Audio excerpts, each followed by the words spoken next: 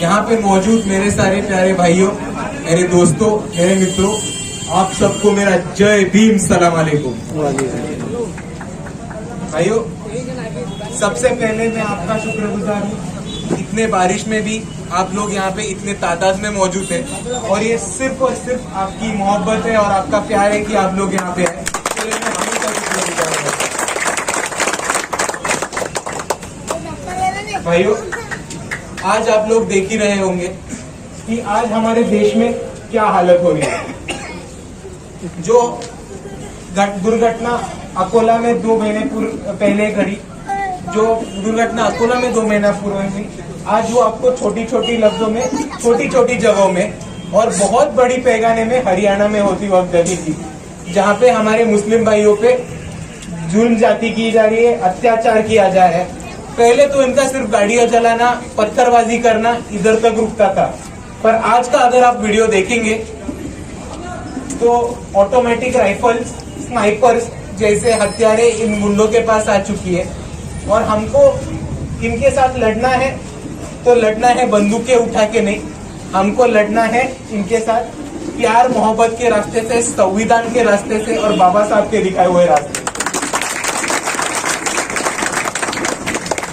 भाइयों, 2019 में एक हमारे पे ऊपर और एक बहुत बड़ी जंग आई थी, उसी का अलग अलग रूप से आगे हमको पैगाम दिखेंगे, उसकी कठिनाइयां दिखेंगी।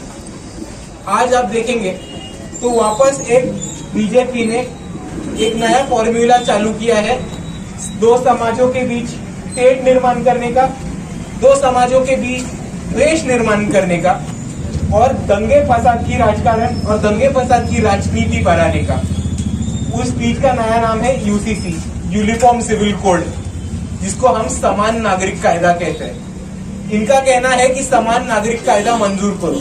भाइयों, आप मेरे को बताओ कि आज बीजेपी हमको सिखाएगा समानता क्या होता है। भाइयों, यूसीसी का इसी वजह से लागू किया जा रहा है, यूसीसी इसी वजह से वापस लेके जा रहा है ताकि वो वापस 2 समाजों के बीच, 2 धर्मों के बीच, 2 कौमों के बीच दंगा फसाद का वातावरण निर्माण करे और दंगे फसाद की राजनीति पे उनका मतदान बढ़ाए और खुद की सीटें अमल करे। भाइयों, यही फॉर्मूला अकोले में हुआ था 2 महीनों पहले। यहाँ पे छोटी चीजों पे हमारे बच्चों को उठाया जाता है, जेलों में डाला जाता है।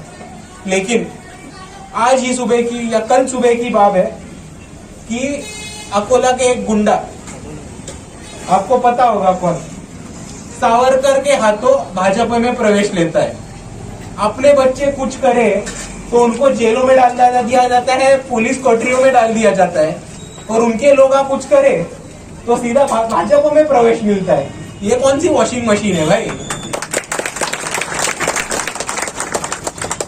भाइयों, यह हमारी जंग जो है वो पहले से चलती रही थी, आज भी चल रही है और आगे भी चलती रहेगी। लेकिन हमको इसमें एक ही करना है कि आज यहाँ पे राजनीतिक अलायंसेस जो महाराष्ट्र पे हो रहे हैं, वो किसी के साथ भी कौन कभी भी जा रहा है उसका कोई भरोसा नहीं है। पर हमको एक चीज तो जरूर तकती है कि राजकीय अलायंसेस, राजकीय युति ठीक से हो ना हो, सामाजिक युति बनेगी। इसलिए भाजपा के खिलाफ मुसलमान भाई, दलित भाई, बहुजन भाई और आदिवासी भाई एक साथ ये जंग में शामिल है और कुछ भी करके ये लोकसभा में हम बीजेपी को मार गिराएंगे। भाइयों, ये इनका राजनीति हमेशा से चलता आ रहा है, ये इनका सियासत का दौर हमेशा से चलता आ रहा है। अगर एक आदिवासी बच्चा इनके खिलाफ आवाज उठाए तो उसको नक्सलवादी कहा जाता है, एक दलित बच्चा उनके खिलाफ आवाज उठाए तो उसको नक्सलवादी कहा जाता है, एक मुसलमान बच्चा, एक मुसलमान आदमी इसके खिलाफ आवाज उठाए तो उनको दहशतवादी कहा जाता है, उनको बोला जाता है देश छोड़ दो, आप हिंदुस्तानी नहीं हो। लेकिन भाइयों, जब एनआरसी सीए के वक्त में हम हिंदुस्तान में हिंदुस्तानी सिटीजनशिप दिखाने के लिए रास्ते पे आए थे, तभी इन्होंने ही हमारे लोगों को जेल में डाला था और इनके फर्जंद सिर्फ आगे जाके सियासत की राजनीति में करे नहीं तो अमित शाह के बेटे को बीसीसीआई की कुर्सी मिल जाती है और अपने लिए सिर्फ जेल रखा जाता है। भाइयों, हमको इस दंगे फसाद को रोकना पड़ेगा और इसमें आगे अमन और शांति की सियासत, अमन और शांति की राजनीति आगे लेके जानी पड़ेगी और इसीलिए हमको एकजुटी से आगे काम करना पड़ेगा और इसी मामले में आगे जाना पड़ेगा। भाइयों, ये आगे का दौर बहुत मुश्किल रहने वाला है और इसमें हम सबको आपका साथ चाहिए और हमको एकजुट होके एक ताकत बन के एक मुट्ठी बनानी पड़ेगी और ये मुट्ठी जब बजेगी तो सिर्फ और सिर्फ भाजपा के सीने पे।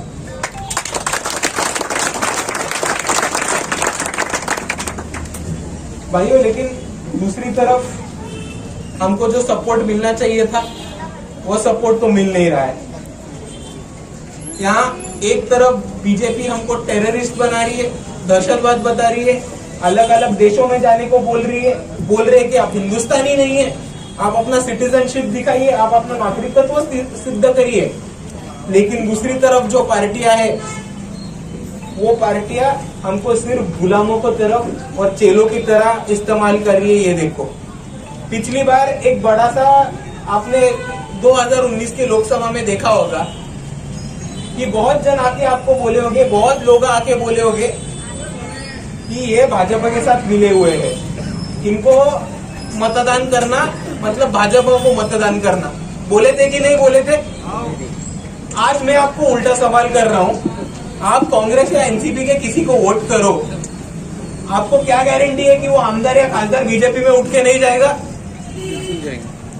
जाएगा कि नहीं जाएगा? जाएगा।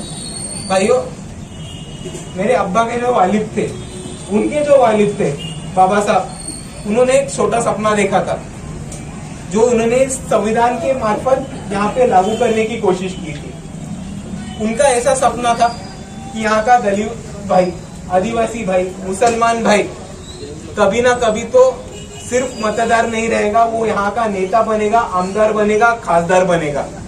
पर नहीं, इनकी राजनीति ने हमको सिर्फ कुर्सियां उठाने को, सभा रचने को और उनके गलत काम करने को रखा है।